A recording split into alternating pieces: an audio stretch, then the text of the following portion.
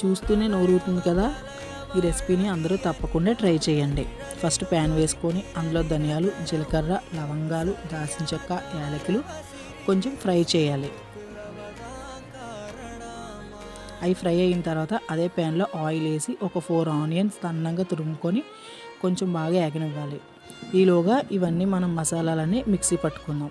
ఈ మసాలా దినుసులు వేసి కారం, ఉప్పు వేసి ఫస్ట్ మిక్సీ పట్టాలి. అందులోనే ఒక 5 నుంచి 10-15 లోపల ఎల్లుల్లిపాయ రబ్బలు వేసి బాగా మిక్సీ పట్టాలి.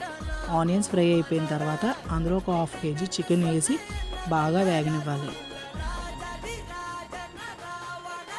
అది కొంచెం బాగా 80% అయిపోయిన తర్వాత ఈ మసాలా అంతా వేసి ఇంకా కొంచెం ఉప్పు, కొంచెం కారం కూడా వేయాలి. అది బాగా వేగిపోయిన తర్వాత పచ్చిమిరపకాయలు, కరివేపాకు, కొత్తిమీర వేసి లాస్ట్లో సర్వ్ చేసుకోవడమే.